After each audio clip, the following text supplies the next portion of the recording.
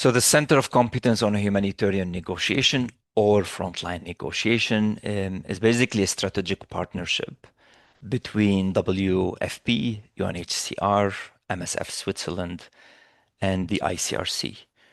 And the idea is really to bring together humanitarian professionals that work in the field, work at HQ, work at any front line that requires negotiation. Whether your front line is an active conflict, whether your front line is trying to find the best policy possible to support your field staff. Those are all front lines in a way, in their own definition. So we try to bring together humanitarian workers to exchange and learn from each other, specifically on humanitarian negotiation. We believe in the idea of one person can never do the job, right? And one person can never hold the entire truth, maybe. So we believe in the community. And for us, community of practice is the way how we work. It means people engage with us or attend a training. They become member of a community of practice. What does it mean? It means we have more than 9,000 people globally trained on a methodology for humanitarian negotiation. As CCHN, we offer them spaces to interact, exchange with each other, learn from each other, and support each other also. We've been very lucky to be able to engage with the humanitarian workers and negotiators in more than 150 countries. Field offices is our priority, but we have country headquarters, regional offices as well. And we've been also extremely lucky to work with 400 plus organizations from the United Nations, international organizations, to grassroots organizations, civil society organizations, etc. So principles in negotiation. So we'll introduce the research, then I will go a little bit into the whole background why we did this.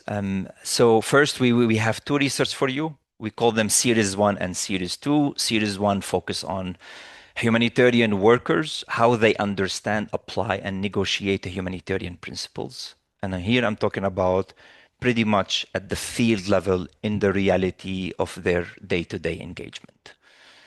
And the second one, we took a step further into the systems, how the humanitarian sector and the system that were created under the sector behave, put principles into practice, and how the leadership interpret those principles. So one is really about the day-to-day negotiations, individual practices, and one is more systemic practices through the leadership lens.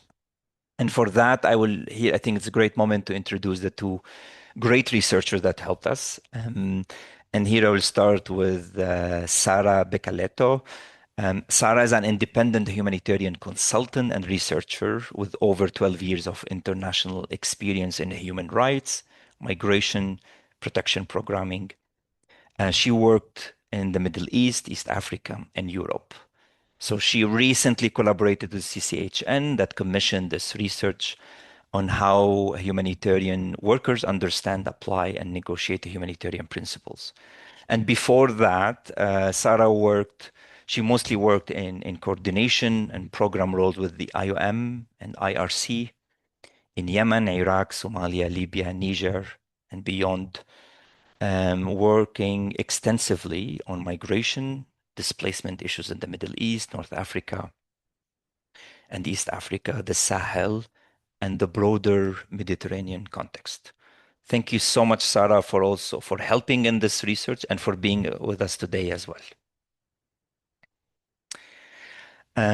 Also, we have with us Rachel Sider. Rachel is a humanitarian policy and research specialist with over a decade of experience in conflict and displacement context across the Middle East and South Asia. She held various roles with the Norwegian Refugee Council and served as head of the executive office at Interpeace in Geneva. Today, she consults independently for clients on matters of strategy, ethics, and policy advocacy. Sarah authored the second piece of research, Series 2, on basically on how organizations and leadership operationalize the humanitarian principles. Thank you so much for joining us, Rachel, today. Okay, so let's start this. You will see through the findings where is this coming from, but like maybe a few words is to say that I believe the humanitarian sector goes through phases. Organizations and individuals involved in the humanitarian work, I believe they reflect at a good level. They reflect on practices, ways of working, and policies. I think as a sector, we are really good in this, finding the policies, creative ways of working. Sometimes we even good at adapting to different shocks, whether they are financial, bureaucratic, changes in power, or others. I think the question where made us start as CCHN to think of principles in negotiation is, do we reflect enough on our values and principles? And the core humanitarian principles, but also a little bit beyond that. To what extent we take the core principles as the fixed element of what we do and try to adapt everything else. Do we even have to do that? Do we have to consider them constant and adapt everything else?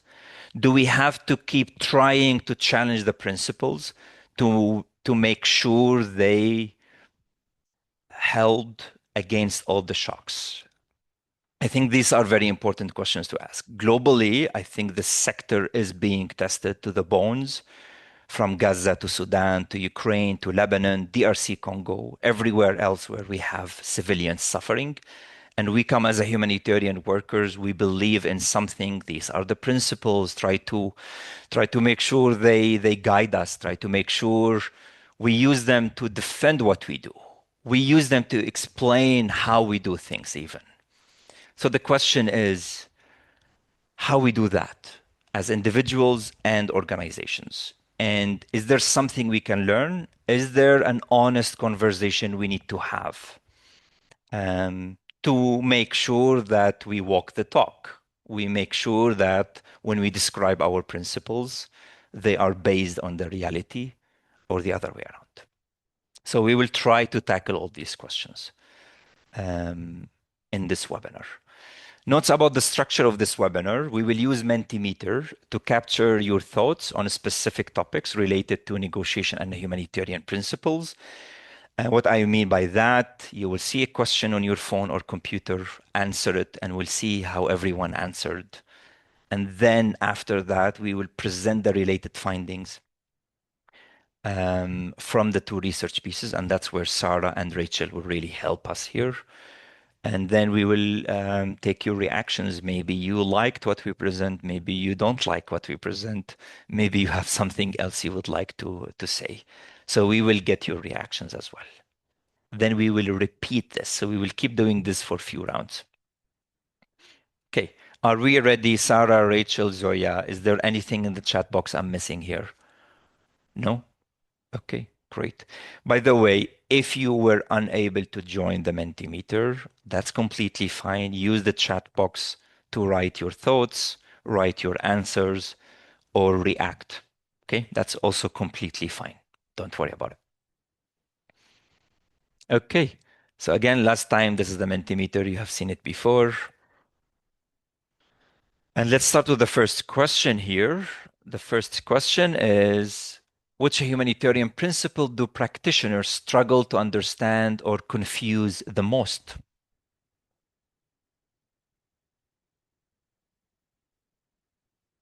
Okay. Yeah, we will spend maybe 1 minute on each question.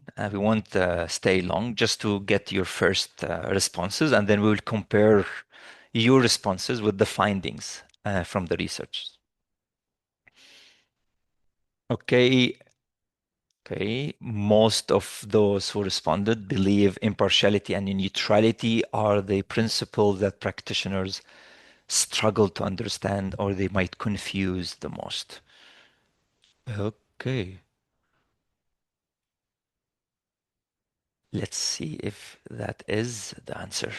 Correct, actually. 70, almost 70% got it right. Although towards the end, I started to see people moving toward something else. Okay.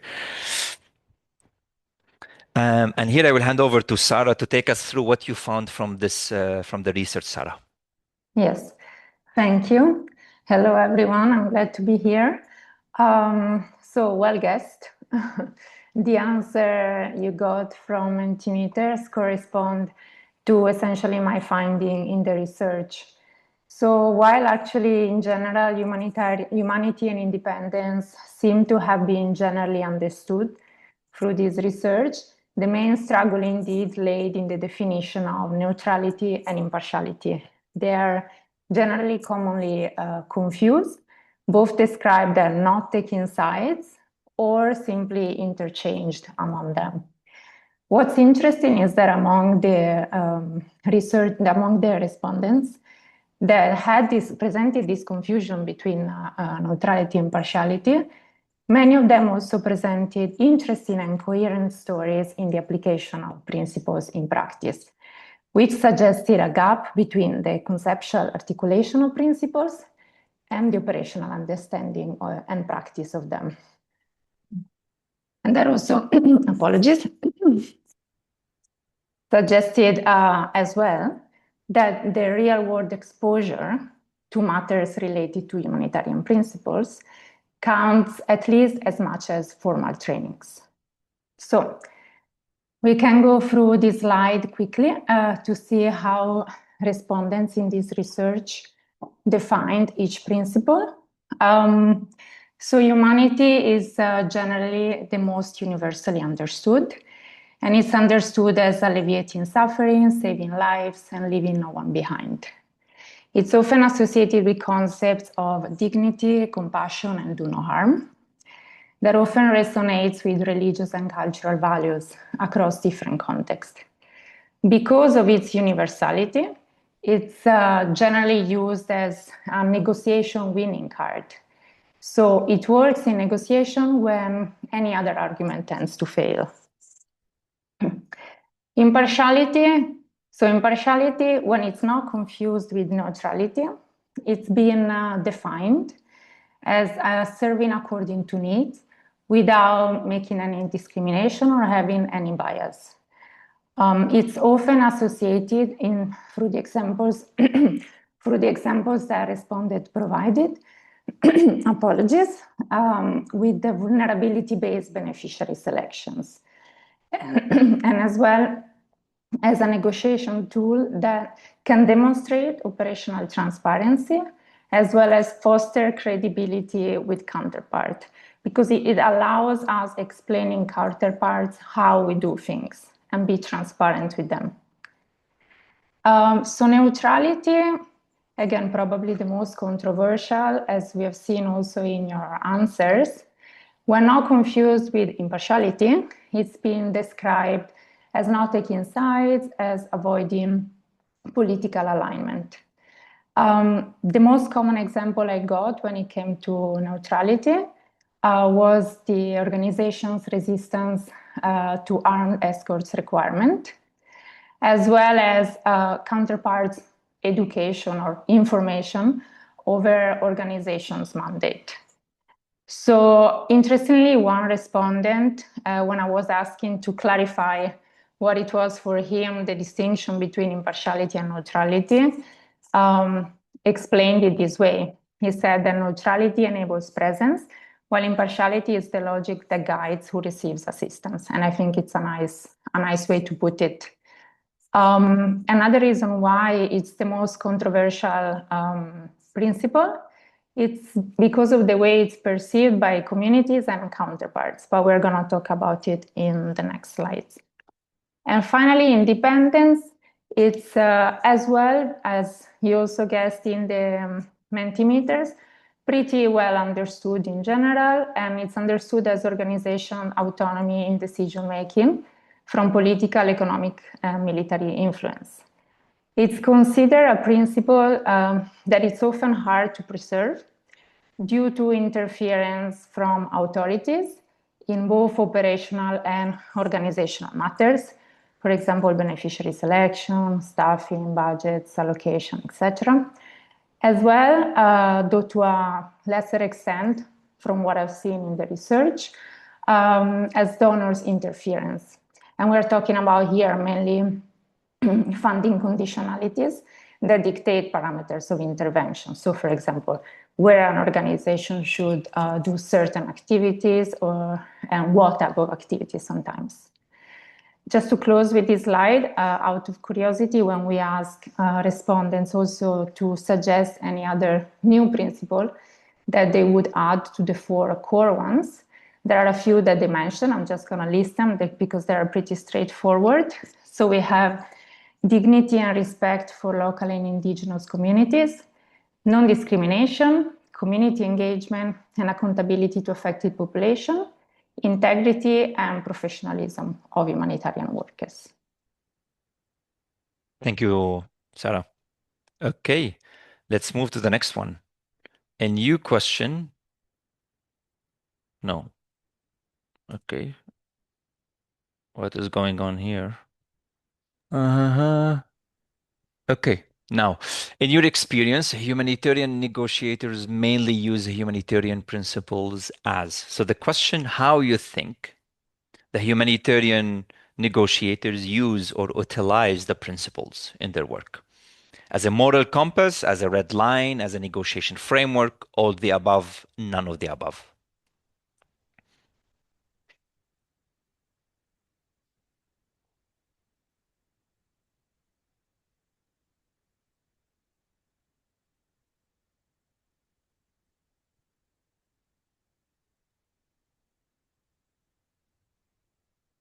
Okay, nice split in this one.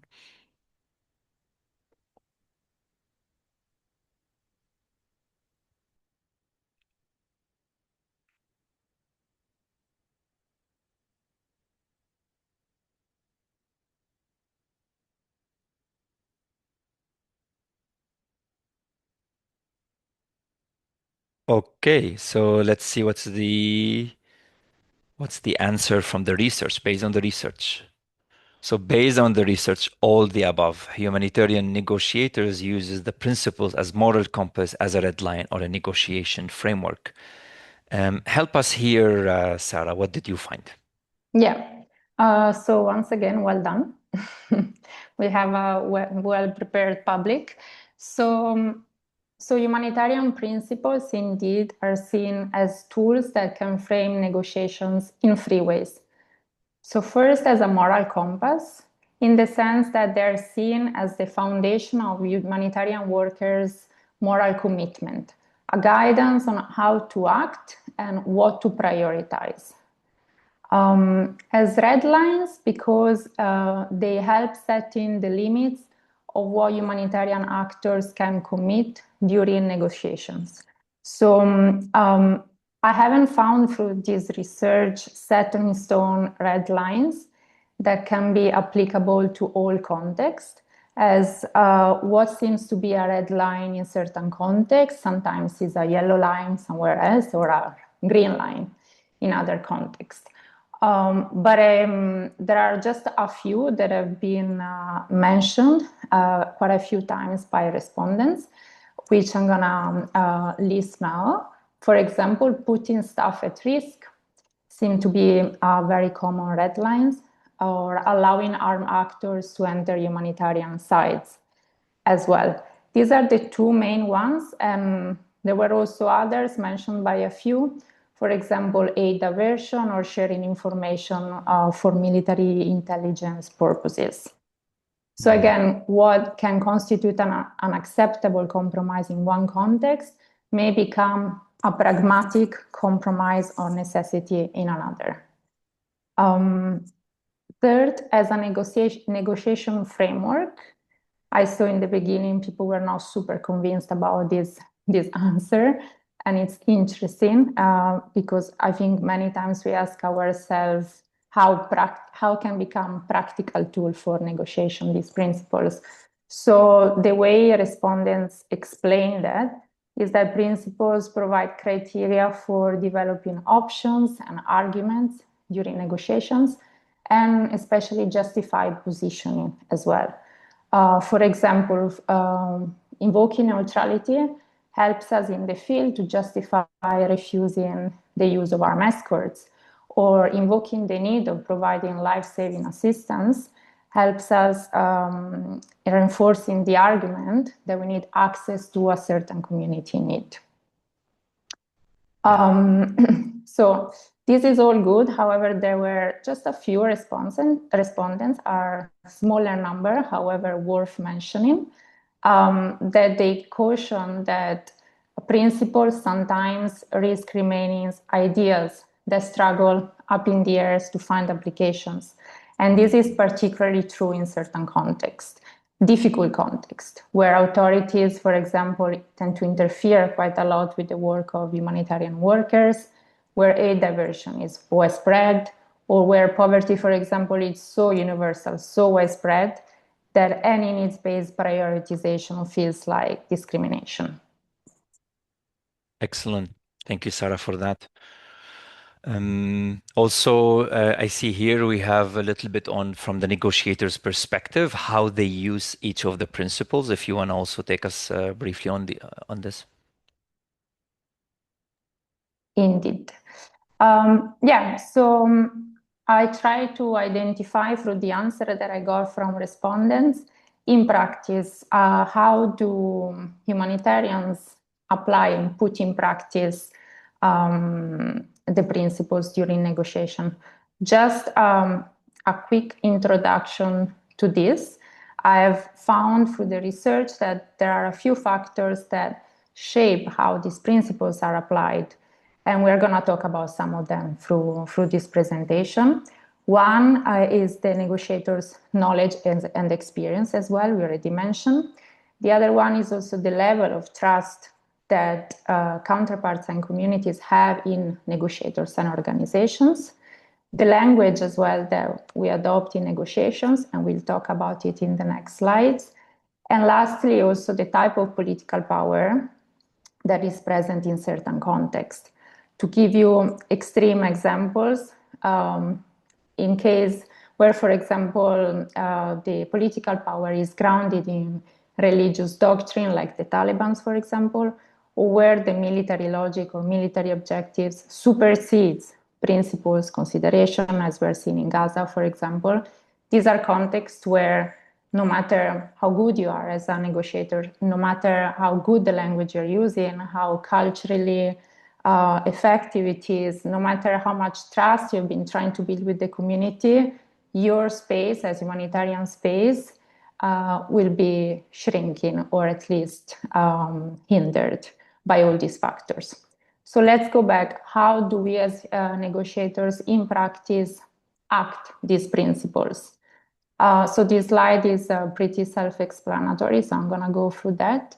Applying humanity for respondents meant appealing to shared human values of compassion, of mercy, which often connect with religious and cultural values in the communities they work in. It means also sustaining the focus of humanitarian action on saving lives. And it means as well, as much as possible, maintaining operational presence in high-risk areas. How is impartiality acted? Impartiality is seen as, is enforced as applying non-discrimination in both substance and process. So in words and in practice. Practice, for example, would mean, as we already mentioned, talking about vulnerability criteria for beneficiary selection. And again, it helps through impartiality as negotiator, we can demonstrate operational transparency through these practices like beneficiary selection or field assessment, anything that can prove that we're doing things with certain criteria without trying to not discriminate and without bias. Neutrality by engaging obviously with all parties and factions, by declining any partisan demands, and as well as constantly informing the counterparts about the mandate of our organization. And independence, lastly, it's applied by protecting at all times organizational autonomy from different source of pressure. And as well, whenever we used all the cards in the field with with our organization in the country where we work, and we need external help. That means also invoking alternative accountability mechanism, which can be our donors, or which could be our regional offices or HQ, etc.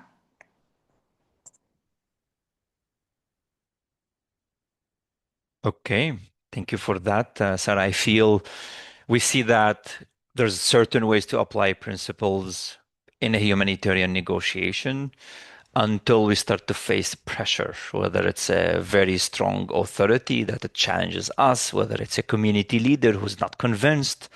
And then we started to find ways around that. And I really like this reality check and reality reminder that yes, we can be very principled and we want to be maybe, but then let's also think when we face the pressure how we react.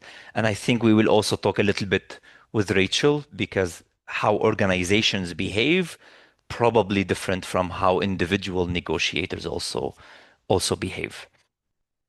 Okay, let's move now. Let's hear some reactions. We heard a little bit of key findings so far from the negotiators' perspectives. Let's hear your reactions now. If you have anything you want to say, I see a hand.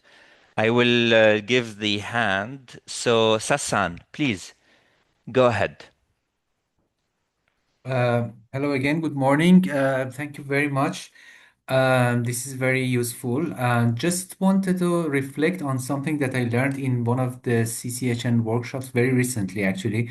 In one of those exercises, this was very catching for me, not to use these words as such. Like, Mm, as a humanitarian negotiator, I'm not supposed to say to my counterpart that because of independence, I'm supposed to do this, or because of my neutrality, I'm supposed to do this. So I was wondering if the report has also found something like this. Is this a kind of pattern, and how participants in your study actually reflect on this? So basically, we should frame our arguments based on these concepts without naming them, and also without naming that, without specifically saying that this is my red line. These were the very two important things that I learned from that workshop, and I was looking forward to seeing how it was somehow perceived in your report as well. Thank you very much. Thank you, Sassan. If you allow me, if you stay with us for another 40 minutes, there is a section on the language. So that will answer partly of what you mentioned. Perfect.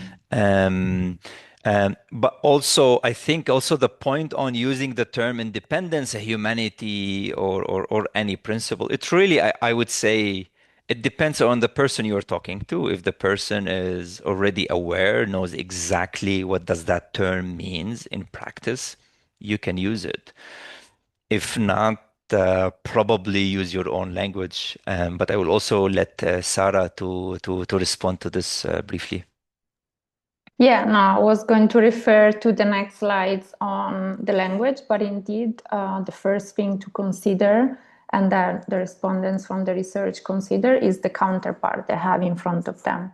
Once they understand the level of trust they have with the counterparts, they understand the context, they understand how or their level of understanding or appreciation of humanitarian principles, then they can calibrate the language they use.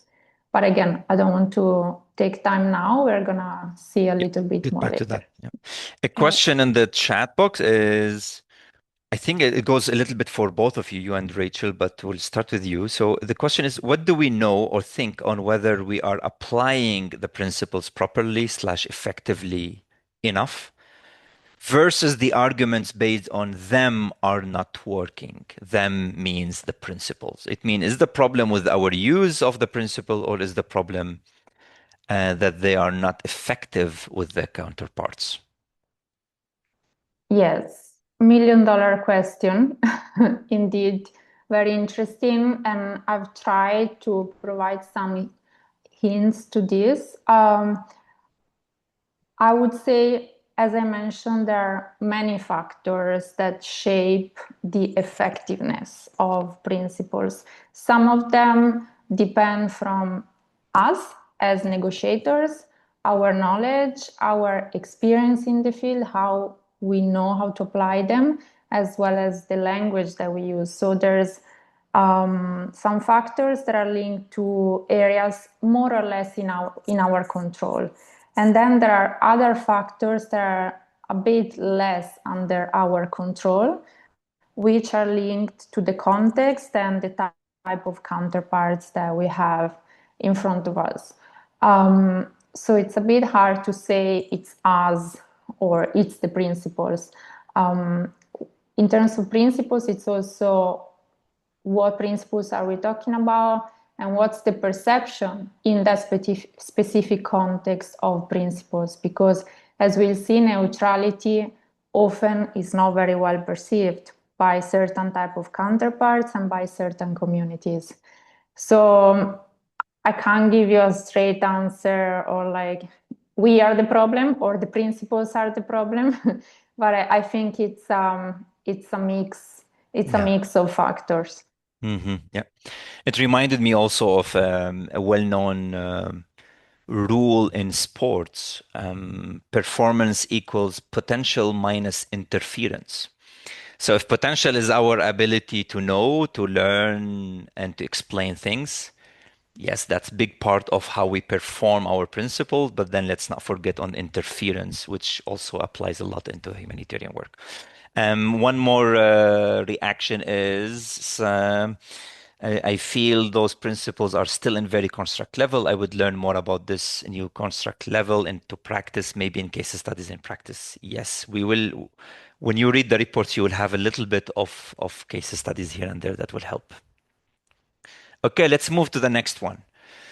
Now, a little bit on the organizational level and not the individual level. The question is, in your experience, humanitarian organizations mainly use humanitarian principles as a good to have ethical framework, as a key element in decision making, as part of the founding culture and identity, or it depends on the organization and its leadership.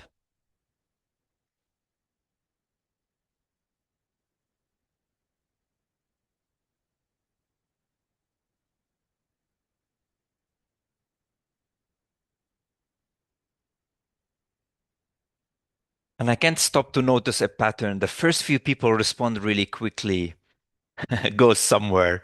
And then the moment people reflect on the question and the answers, I start to see the answers go somewhere else.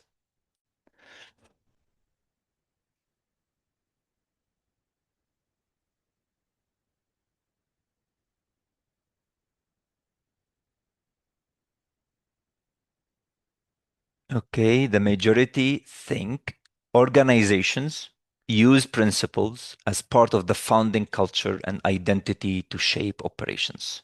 Okay, let's see the right answer based on our research. Again, you might have your own experience. Let's see what the research suggests. It depends on the organization and its leadership.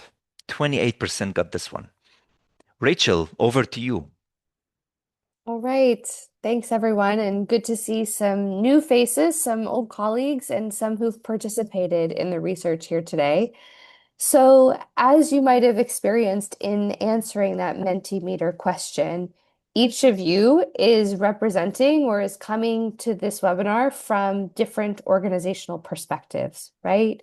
You've been working maybe at one or many organizations, and you might be seeing different ways in which the leadership of your organization is understanding, making sense of the humanitarian principles, and encouraging how they are put into practice, right?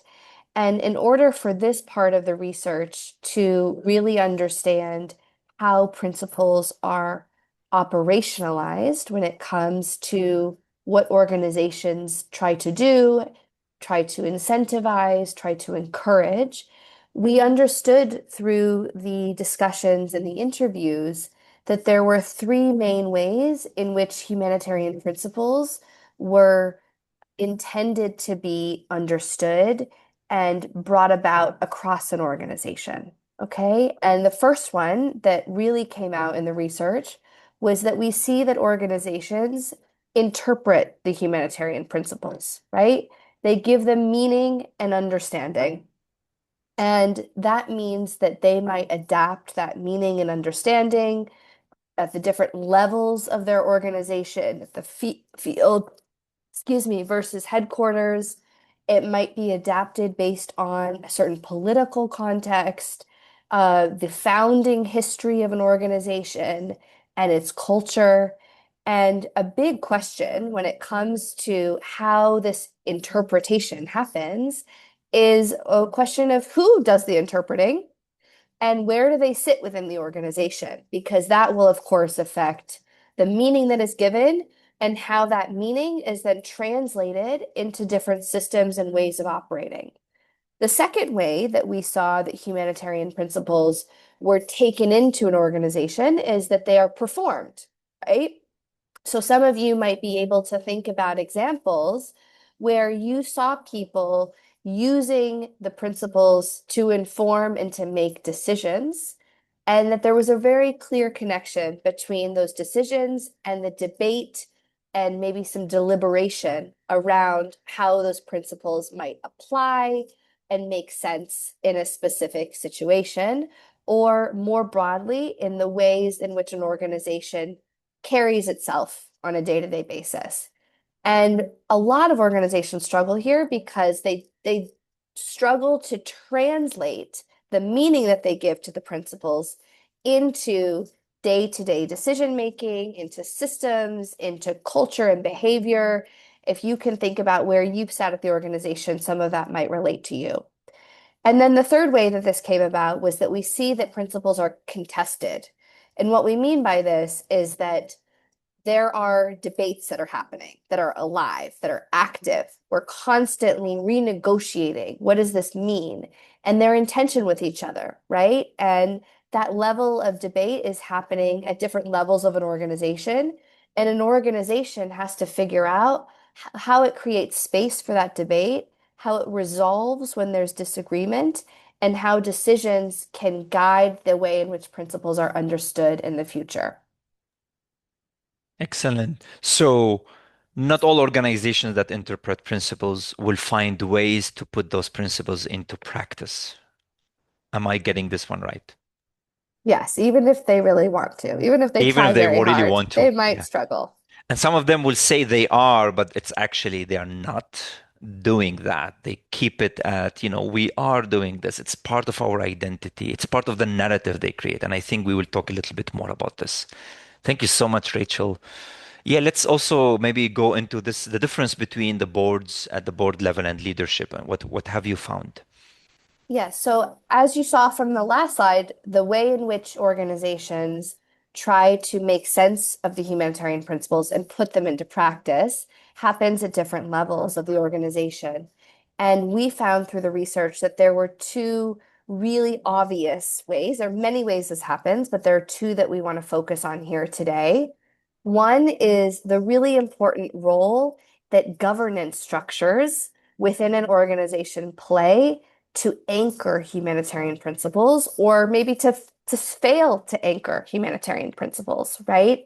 And the second way in which we see organizations relying on staff and leadership is through leadership and culture, right? If you're setting a certain tone, if you're mirroring good behavior, if you're setting an example, that can shape and infuse culture across the board, or it could fail to, right? And that's really what we saw here. So just really quickly on governance, what we're talking about here is that we see a lot of potential for boards to be able to put into founding documents, put into policy, hold management accountable, create alignment between what the organization intends to do and what it actually does at the very highest levels. And this is very important, but often fails to take place because sometimes board members are not humanitarians themselves.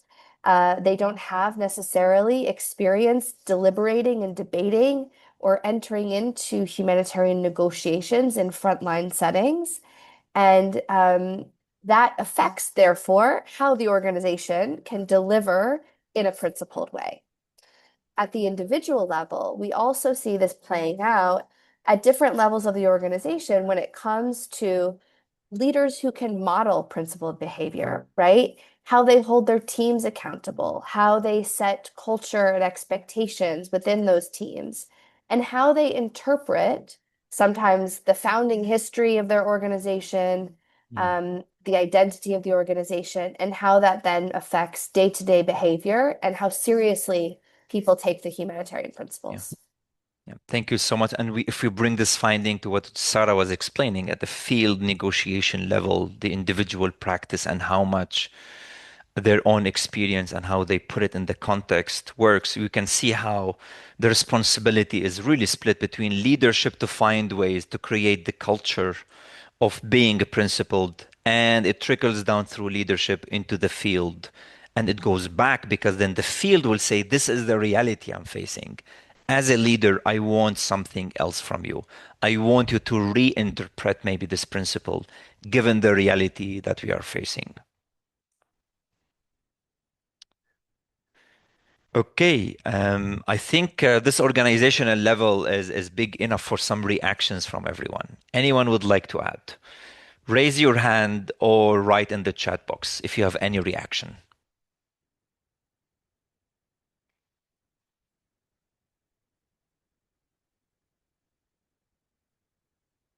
Okay, I believe here's where people are letting this in, letting this this finding in, and maybe we'll get reaction a little bit later on this one. Let's keep going then. So next question. What motivates organizations to use or not to use the humanitarian principles in their engagement and negotiation? So what motivates organizations when it comes to negotiation and principles? Operational continuity, access to funding, competition with other organizations, or all of the above?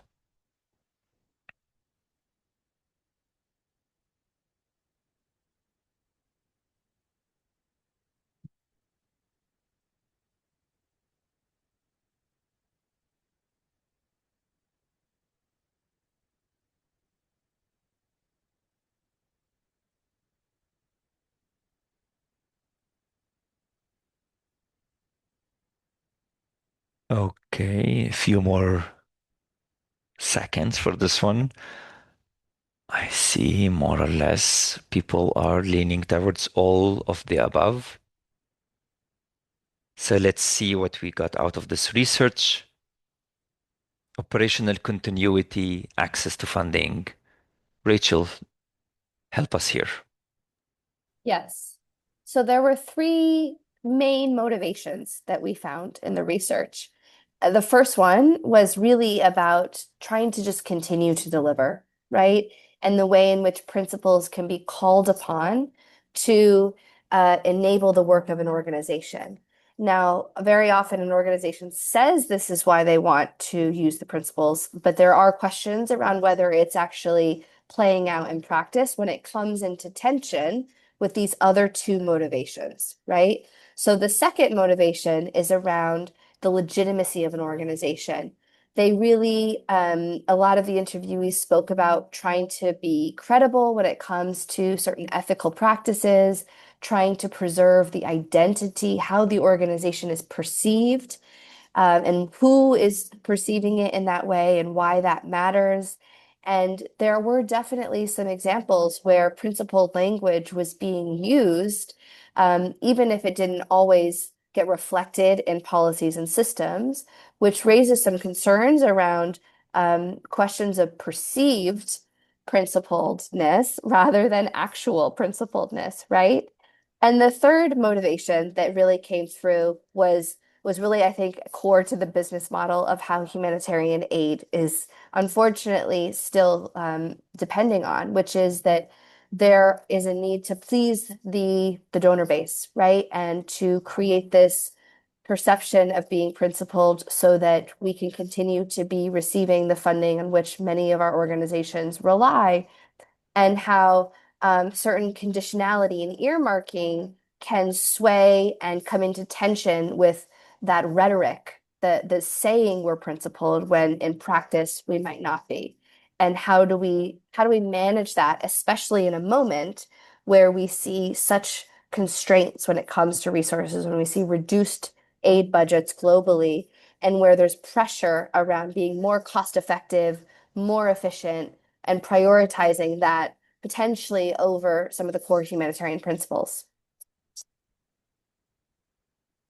Thank you for that. And what's really interesting in the organizational legitimacy, when we say moral credibility and public identity, but also we know that these two sometimes can be in tension.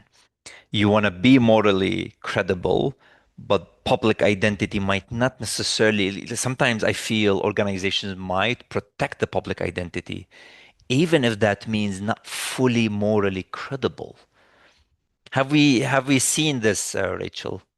Yeah, I think it also depends on who we're defining as the public, right? Yeah. And are we referring to populations where we work, right? And accountability to affected populations where our perceived neutrality, for example, might be really thrown into question in contexts like Ukraine in certain settings, because of an organization's choice as to where it works and how it operates, right? Versus the public maybe being defined as a much broader constituency of people. I'm thinking about US-based organizations I spoke to who referred to the American public more broadly, and the fact that they were much more sensitive to how the US public was viewing humanitarian assistance because of the recent aid cuts, and how that was changing some of the organization's posture, how it presented itself in and with certain audiences in order to cater to those interests and to be able to secure resources, acceptance, and trust. And those could very much come into tension. And we see that, I think, especially around Gaza. Yeah. Thank you for that. Um, you also, I think from the research, you also found out few other dominant incentives, we call them. Can you explain that a bit more? Sure. So we mapped a bunch of the factors that were really at play when it comes to how an organization is incentivized to carry out its work, and how those factors might affect the ability to walk the talk, as you had said earlier, Thad. And there are real pressures right now, right, on organizations to scale. I've mentioned that already, to be cost effective and to cater to the market, so to speak, depending on who that market of donors and other stakeholders is, to please donors when it comes to meeting certain conditions, maybe around certain populations that are served, certain geographies, certain modalities of delivery, cash, no cash, IDPs, refugees, certain regions of a context. You'll all be familiar with some of those pressures. There's also an incentive, right, to show impact. Sometimes that's maybe not the most prime factor at play. There's pressures to diversify funding, which brings into questions as to, which donors matter and what their standards are when it comes to humanitarian principles. And we see, of course, that some of the OECD, what we call the DAC donors, put much more emphasis on principled humanitarian action than maybe stakeholders in other parts of the world. And I'm thinking of some of these newer Gulf-oriented donors who have different standards and expectations. We see pressure, of course, to be delivering and to deliver in a way that is maybe at different scale than before. And of course, a key incentive for so many of us on an individual level is the humanitarian imperative. And that is often featured in an organization's mandate, its governance documents, its HR manuals. You all will be familiar with this. But how that's interpreted and how these different factors come into decision making at the organizational level can affect our impartiality, especially when we think about the principle of non-discrimination.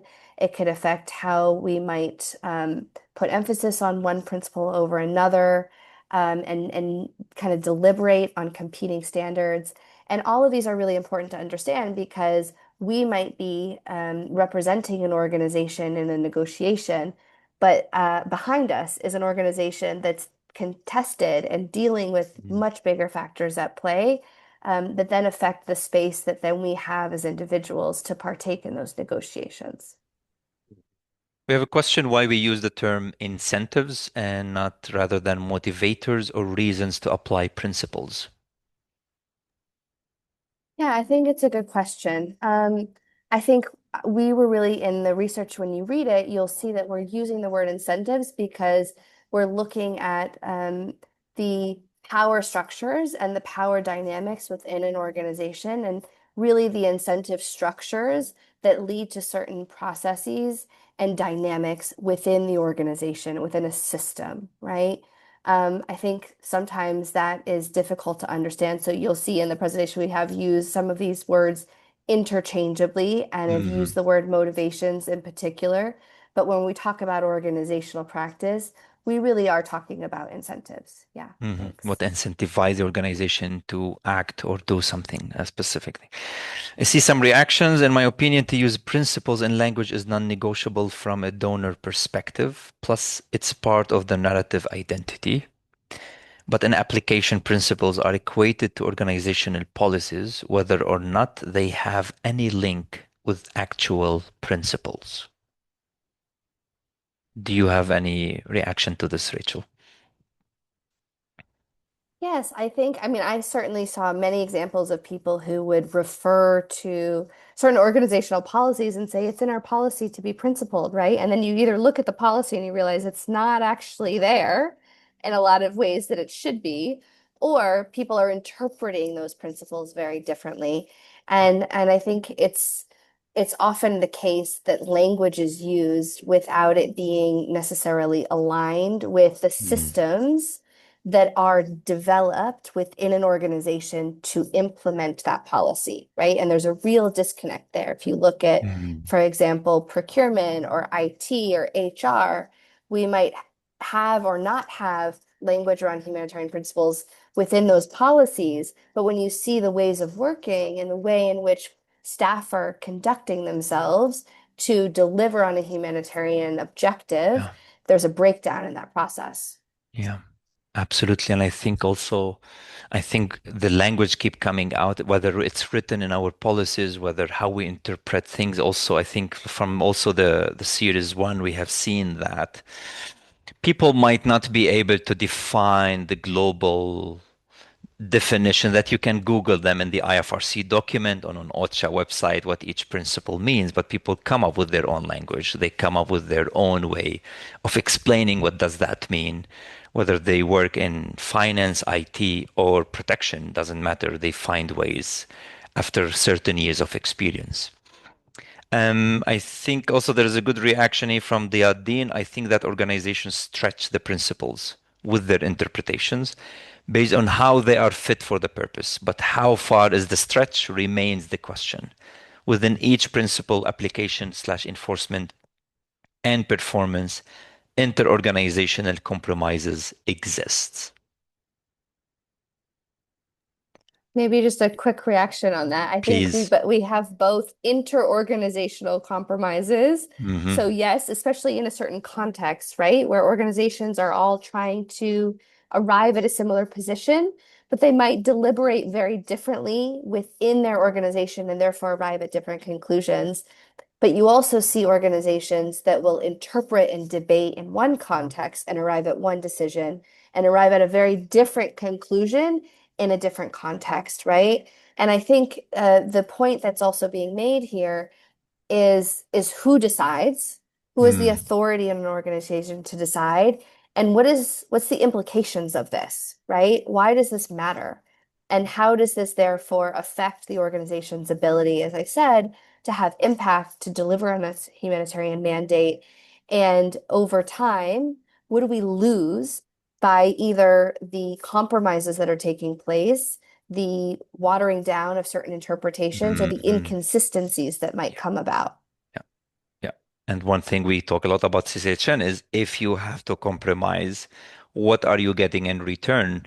Even if it is something like, are you getting a better relationship that you can leverage later on? Why do you compromise today then? And that's a question that is very important to keep in mind. We never say you should never compromise. We never say you should always compromise. The question is how you do it and for what. And we see in operational continuity, that's a valid point. If an organization says, I let an authority X to interfere in my work, but what I got in return, I stayed and I saved lives. Maybe that's a good conversation to have. Let's reflect on it. But is it the case all the time? Maybe not. Okay, let's move to the next one. So, what does the organization do when its mission comes into tension with operational survival? It adapts and becomes flexible. It compromises on principles. It stands its ground and defends the principles, or it depends.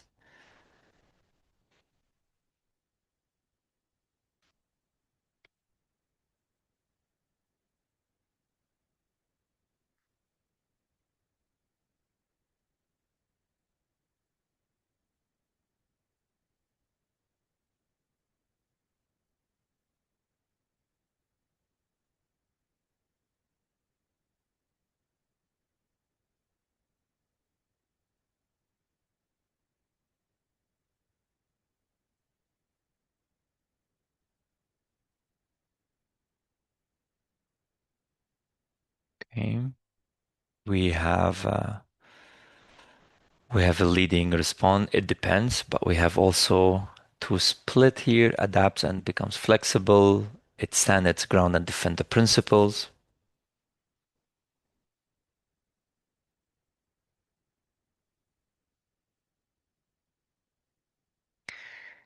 Okay, let's see the answer based on our research.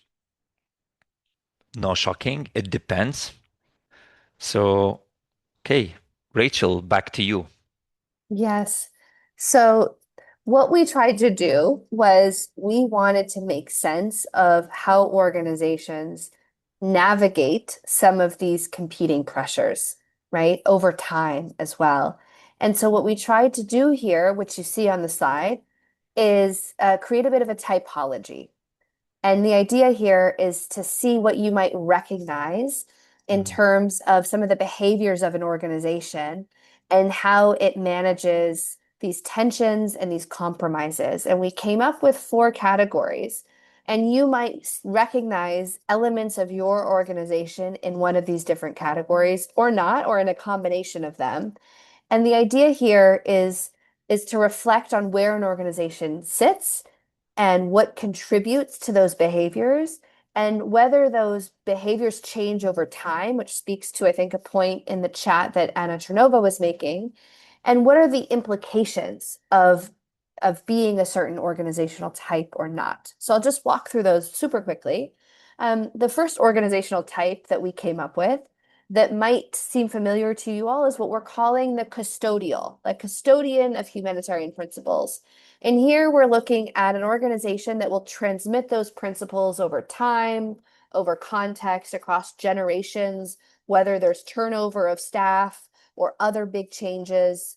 And the strength of this is that it's predictable. And you know that decade after decade, this organization is going to be as consistent as it can be in applying the humanitarian principles. And that imparts some trust that is crucial, of course, to a negotiation.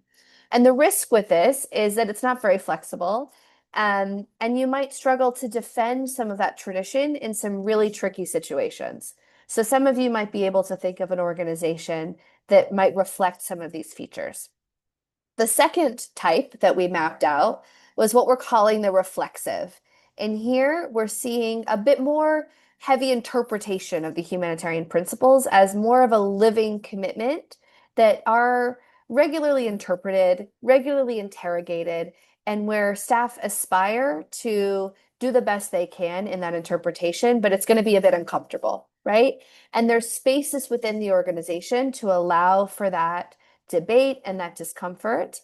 And it means that you can be a bit more forthcoming and honest in a negotiation potentially, and that you're reasoning and you're ambiguous and you're grappling with dilemmas within your teams, and there might be some changes in interpretation over time. The third type of organization that we tried to illustrate is what we call the stratified organization.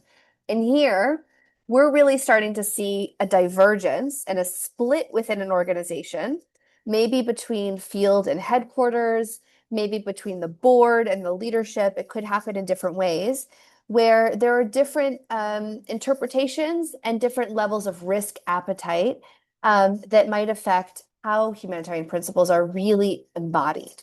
And that means that as a negotiator in the field, you might not have the backup that you might need from HQ, or you might have a divergence of opinions at the country office that make ability to deliver all the more difficult. And the problem with this is that it might not be clear within the organization, how do you resolve these differences? If there are very distinct opinions, who decides and who holds the authority to make some of these difficult calls? And what happens if the gap in those interpretations widens with time? And the last example of an organizational behavioral type that we came up with is what we're calling transactional. And some colleagues have highlighted this in the chat, right? Is it really around what are we doing when we just invoke the principles as language, as instruments, when they serve us? And when maybe they don't serve us, we're a little bit less forthright about them. And what are the risks associated with that in terms of how some of the interlocutors in our negotiation will perceive us? Maybe they will have a certain impression or image of our organization because we're inconsistent or we stand for different things. And how can that then be instrumentalized and weaken our negotiating capacity or position in a certain context?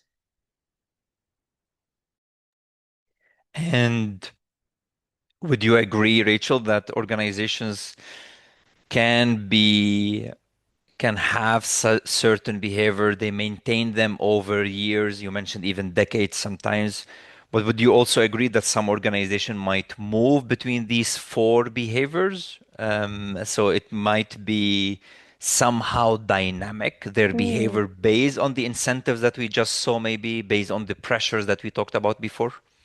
Yes. So I would say it's based both on those pressures and also on those levels of authority. We talked about the role of the board and the role of leadership and culture, and how those sorts of dynamics can affect whether an organization who may have been custodial for a very long time suddenly finds itself with a financial crisis or Yeah. is really losing space and has to then adapt. And I think what we're worried about in this moment is, given the pressures that come with the funding constraints globally and the highest levels of humanitarian need we've ever seen, that organizations are going to be moving much more in a spectrum where they're more and more transactional because they need to perform and keep up the pretense of being principled, but are dealing with these bigger pressures that we've discussed. Yeah. Thank you for that. Okay, we got some reactions already. I see some good ones in the chat. I see Sasan always itches him when he thinks of compromises, and it's about against moral integrity. I hear you loud, Sasan. And we also see, I think some organization from Dayadeen may apply hybrid approaches here, visibility, reputation. Absolutely. Very good point. Okay, next question. What are some of the most common causes? Oh, no, sorry. You know what? I think I missed the hand here. Naghma, please let me allow you. You can unmute yourself and speak. Hi everyone. It's really delightful and a pleasure to be in this conversation. I come from the peace building lens, and my question is, I mean, it actually is throughout. It's not really is this What do you feel? We've looked at the individual level, we've looked at the organizational level. What do you feel is the entry point, effective entry point for that exchange and real exploration, and probably not from theory to practice, of this complementarity, synergy, and also uniqueness of the principles when we, from this perspective, from the immediate into the long term, like how these lenses interact with each other in order to make, informed decisions at different moments, at different kind of, So, what entry point do you feel is an effective, level for these kinds of explorations for building that coherence? Thank you for that, Naama. Let's start. Maybe Sarah, I'll start with you and then Rachel. What have you seen, Sarah, from the negotiators' entry point? How that exploration happened? And what's the link with the leadership or institutional?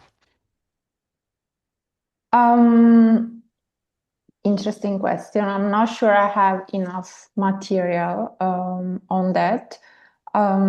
What I got from the research, I got a lot of reflections from individual negotiators on what type of dilemma they had in their head when they were going through compromises. So how they were justifying the compromise and for which reason.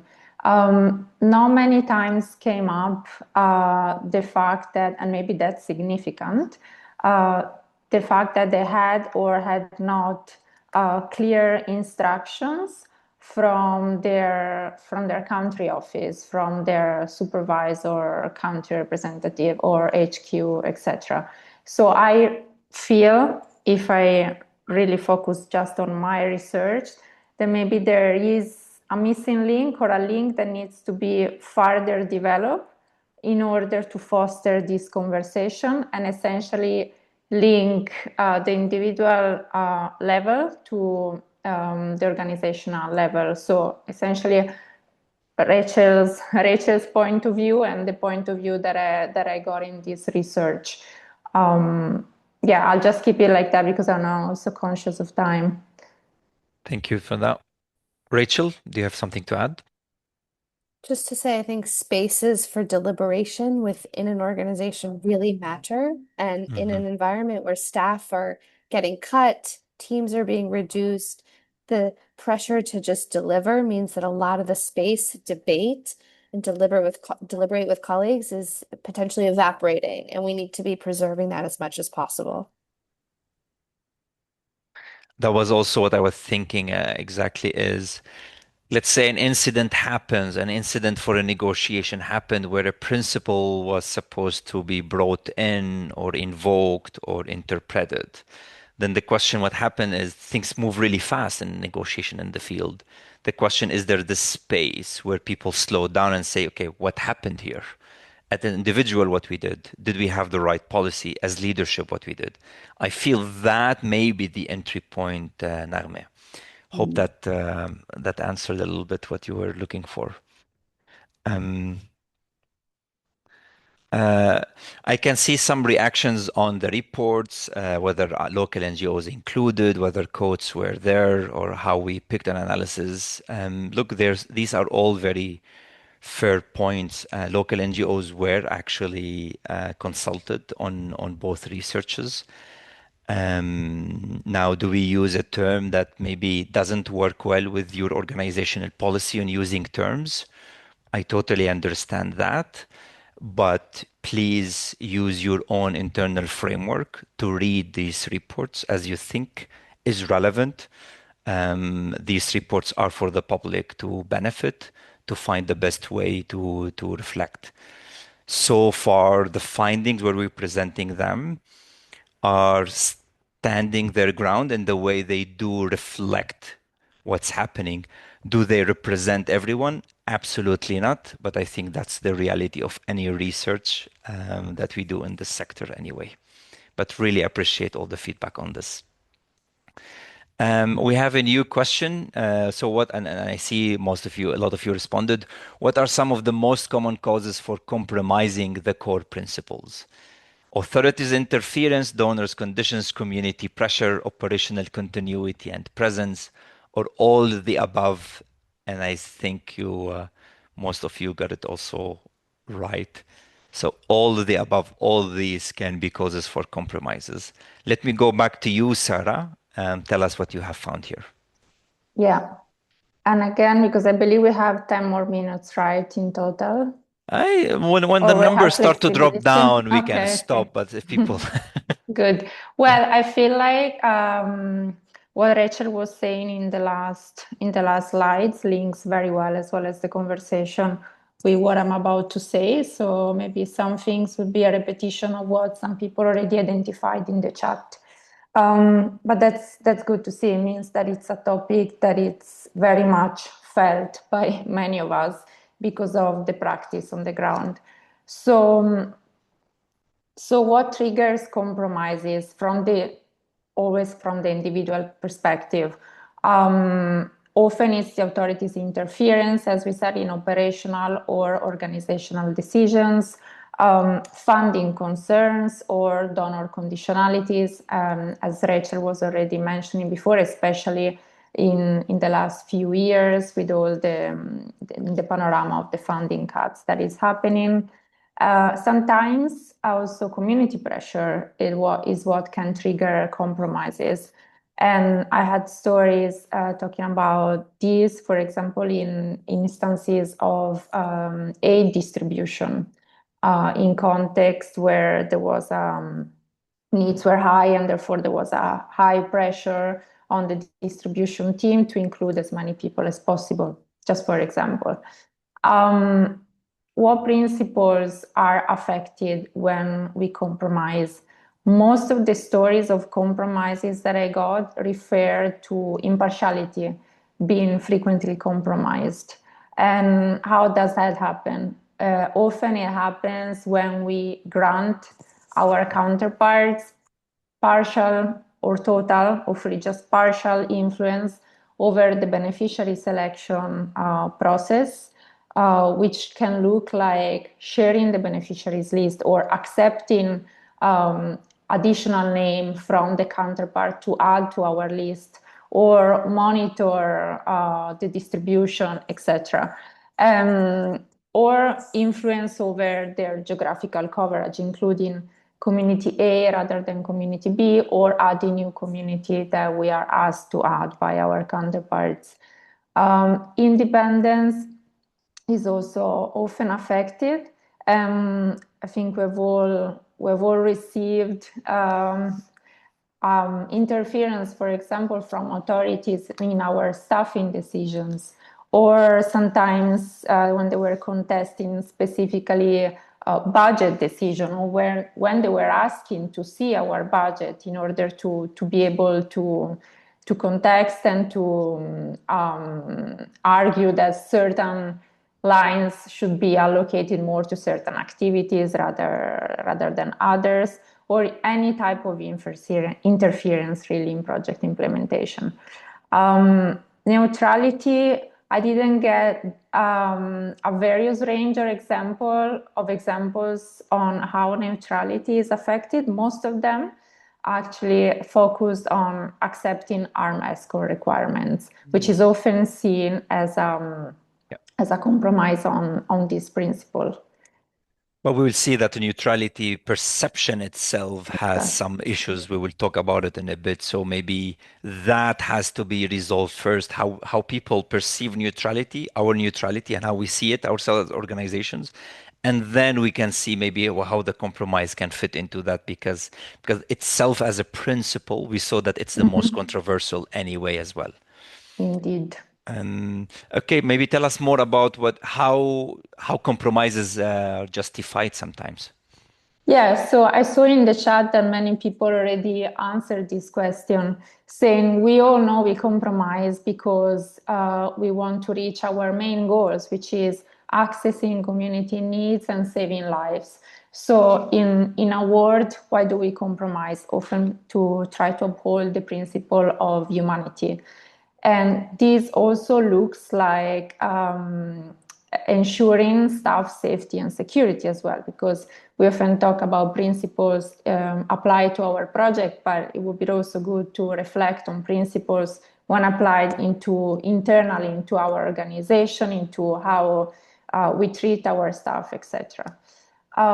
As also came up in the chat or in our discussion, there are often situational factors that affect how and if compromises are made, which can be time pressure. We all know that's real in the field, urgency to provide assistance, exceptionality of the situation, or real or perceived lack of alternative in that very specific moment.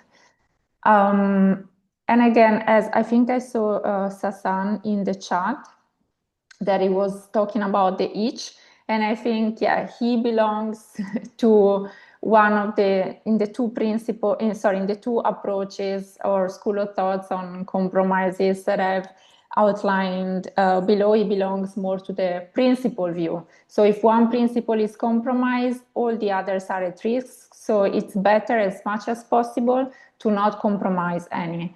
This is what came up from a few of the respondents in the research, but I feel like most of them belong more to the more pragmatic view. We can also call it principle pragmatism, where it's believed the compromise are often unavoidable to preserve access to the community need and sometimes to preserve staff safety as well. So in the name of humanity overall, what really matters is to manage these thresholds very carefully. So it's a constant debate, it's a constant trade-off. And we also heard from Rachel is the spaces for deliberations. So it's one thing to compromise. It's completely another thing to compromise, not knowing you compromise, not learning from the compromise because of lack of maybe leadership will or lack of the space to even think and reflect about that. Thank you for that, Sarah. Actually, sorry, just no, if I can of course. add, again, looking at one of the comments in the chat before I forgot who made it, I think she was asking about long-term impact of compromises and the risks associated to them.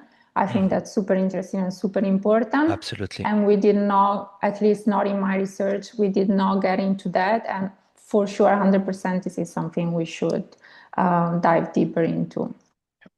Thank you for that, Sarah. Next question. How do counterparts, authorities, governments, and armed groups, etc., perceive the humanitarian principles? Mind you, we ask the humanitarian negotiators what they think of counterparts. We couldn't have the chance to talk to the usual counterparts in this research. Hopefully, something we can explore later. But how we humanitarians think the others perceive the principles? They love them and they wish we have more principles, often seen as imposed Western values. They get humanity, but not the rest. They usually respect neutrality and help organizations to preserve it. We have more than correct answer in this one, Zoya. I think so. I think Okay, so. let's see. Yeah. Maybe you're right. Multiple. Is it multiple? Okay, we'll see. Normally, you should be allowed to answer multiple when it's multiple. So, okay. Okay, give it a minute more. A lot of you think counterparts see the principles as imposed Western values.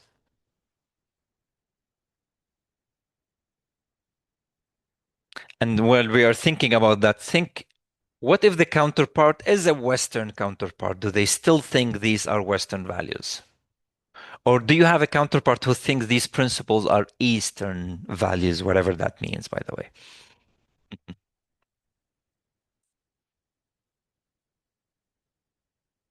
Okay.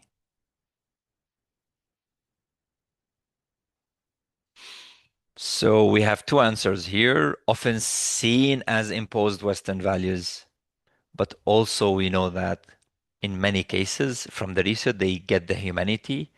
They struggle to understand our other principles. Sarah, back to you. Yes, indeed, I'll start from the answer. Indeed, from the research, it came out that very often counterparts, and with counterparts here we're talking about authorities, governments, armed groups, etc., not donors, are often perceived as violent or foreign interference in their sovereignty. And that's why we see in the language section, that's one of the reasons why many of the respondents said that they prefer not quoting directly or using technical language of principles, because that reminds their counterpart this imposition, this perceived imposition.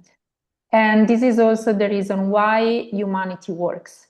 Humanity works because, as we said, it's a universally shared value and therefore universally understood and respected. So it's seen less of a technical principle, more of a shared universal value.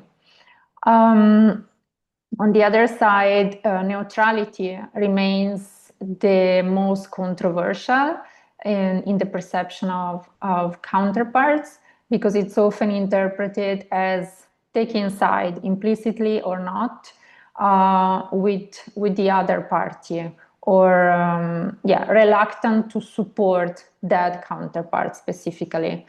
So in general, when we talk about principles, then let's say they can be immediately forgotten when aid can be leveraged for personal or military benefit. That's also that to consider. And last observation is that generally their principles are less controversial when they are tied to organizations that have already an established principal reputation and credibility and a very strong and clear mandate. Not to mention, but we all know ICRC, for example, and MSF, right? So quick story on this, for example, I got a story of a driver kidnapped by a non-state group in a certain country. After this armed group got to know that the driver belonged to a specific organization that had a very strong reputation of being neutral, the day after they immediately released this driver. So this is a simple example of how much sometimes organizational reputation and strong mandates can help. Unfortunately, there were also other stories, similar situation in which belonging to that organization did not help, and the staff kidnapped was not released. So context is always what matters as well. Because the same driver might have been kidnapped in completely another context, might be very different end of that story. I think that's very interesting how our reputation and the trust that we create is very contextual, related to the community, related to the people that we are there try to serve, and how we actually establish ourselves within those dynamics. Okay. Next, now, how do communities, so the people that we try to serve, perceive humanitarian principles? They hate impartiality, but they like the rest. Neutrality is seen as silence, complicity, and failure to provide protection. It depends on how much they trust the negotiator, or none of the above. What do you think?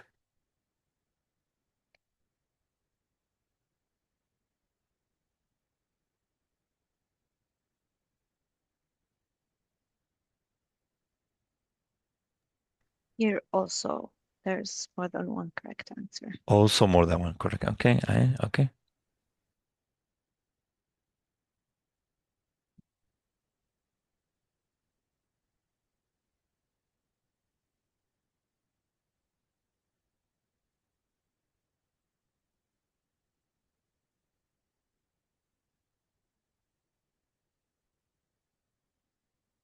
And of course, I totally understand if some of you have to leave. It's first time we do this webinar with this research, so we don't actually know how much it would take us. And I really appreciate those who are staying. We will be concluding in 5 minutes. So thank you for staying with us. Okay, let's see what this one about. So we heard a lot that neutrality is seen as silence. So there is some challenges for community to understand or perceive the neutrality. And then, of course, it depends so much on the trust of the negotiator. Um, Over to you, Sarah, as well. Yes, quickly then. Indeed, trust is extremely important, is a baseline for any work and any relationship that organizations can establish with communities. Without that, we can't move forward. In terms of what's the most positively perceived principle, I would say from the answers I got, impartiality, as it's understood very clearly as aid being provided based on need and not affiliation. With the caveat that I already mentioned before, that in context where poverty is widespread and universal, sometimes impartiality can also paradoxically be perceived like discrimination by some. When everyone is in need, how come you have a Exactly. selection criteria? We all are in need. Okay. Exactly, yeah. Neutrality, once again, the most controversial. It seems that's across the board. By community, neutrality can be perceived as moral indifference, as a failure of the humanitarian community to protect and to provide the needed advocacy for the community needs. So even passivity or silence. Yeah. So I think, yeah, that's a quite strong statement, and I think especially now with Gaza and other crises, we are all feeling this quite strongly. Yeah, I'll stop here. Yeah. Yeah. Yeah. Why, if I'm being bombed and starved, why would I think of you as an organization? You sit in your better place, you have your own car, you rarely starve. Why would I care whether you're neutral or not? It's me. I am being starved and bombed. So it's a very interesting perspective to see and hear from the people that we try to serve as well. And the argument that can be given from the other side, we need a seat on the table. Therefore, we keep being neutral because we want to be able to discuss with the counterparts. I think it's still hard to understand what the result is, that bombing is still ongoing, Yeah. needs are still there. So I think it's a super interesting topic. Okay, we are more or less Last. finishing. We have two last questions. Now, what makes the core principles universally understood? So here it's very important, huh? A question about understanding the principles, translating them into local language, avoid using jargon, examples relevant to the context, by keep using the internationally recognized definitions. You find them on almost all the websites of all the organizations. So if we copy paste those and we give them to the people, how effective is that? Let us know. Their ability to unite the entire human race. Just when we say the term as it is, it has its own identity, it has its own spirit. All the above. What do you think? What makes principles universally understood?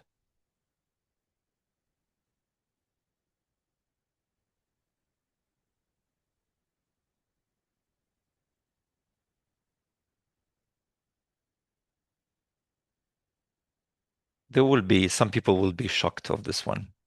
Let's see the answer. So actually, we haven't seen that they are universally understood.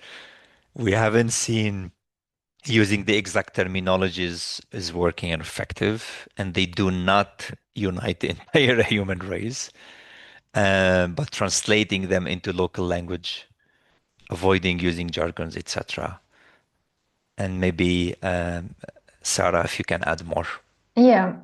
So again, quickly, in almost all the stories I got, everyone was telling me that during negotiation, they purposely avoid using explicit principle technical terminology because that doesn't work. That defeats the purpose of the negotiation. that close sometimes a communication channel. And this goes back again to the perception, especially of authorities' perceptions of principles as perceived, as imposed. So humanity being once again the exception because of its universality, which allows invoking it directly. So what works? What works is translating principles into locally resonant language, grounded in cultural or religious values, or many times framing them simply in practical or problem-solving terms. Examples from Yemen, I believe. There was an organization that wanted to send a few female staff to a workshop in Europe on health and medicine in order to help them in their education to become doctors. The authorities were initially against it because the staff were women and because they were not supposed to travel by themselves. They needed a male guardian, the maharam.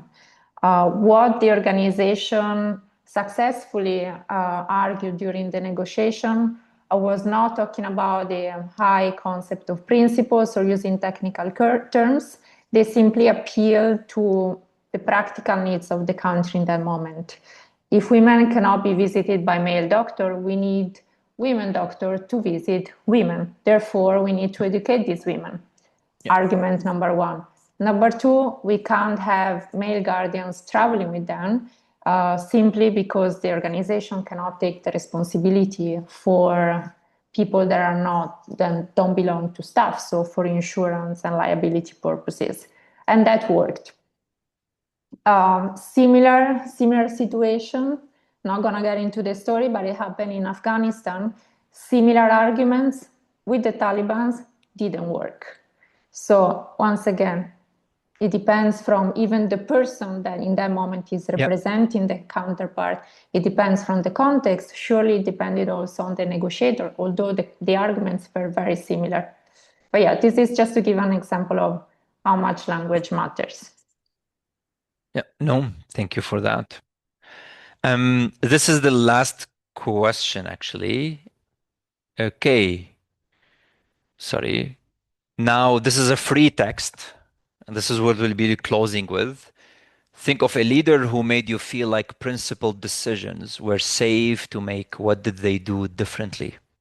And this is a really interesting question because it's something we're really trying to also think of, work on as CCH, and how can we support organizations in making more principled decisions if they choose to?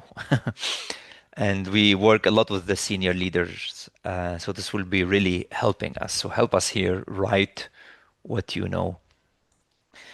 And meanwhile, Sarah and Rachel, please feel comfortable to write your email address in the chat box for those who will be interested to reach out to you if they have any questions. Zoya also will write our info email address that you can also write to us directly. And while you're taking a minute to write this, think of this question and write your answers. I want to thank everyone who came today to this webinar. We really appreciate that.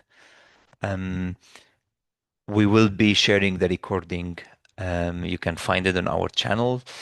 And we shared with you the links of the reports if you are interested to read more. And I see also Zoya posted this again. By the way, we also have in the upcoming weeks two webinars, one for the first series, one for the second one, where we will be having some of the people that were interviewed for both of their researches accordingly. And you will receive information about how to register for that and the reports in a follow-up email after this webinar. Yeah, exactly. So it's for us, it's a whole project, principles in negotiation. If you're really interested, please follow us on LinkedIn. It's the easiest, or keep checking our website. As Zoya mentioned, we have more webinars coming in. But if you are really interested in this topic, if you have ideas, you want to know more what we plan to do, please reach out, write to us. We'll be happy to have a conversation because I think it's a topic that is extremely relevant to humanitarian work, and I think everyone should talk about it to a certain level. And with this, thank you so much, everyone. Please be safe wherever you are. And thank you again for joining us. Yeah, we'll leave this open for one more minute. I see some more people are writing. Who is a good leader, you know? Actually, the question wasn't who, but I see some of you writing names. That's also cool.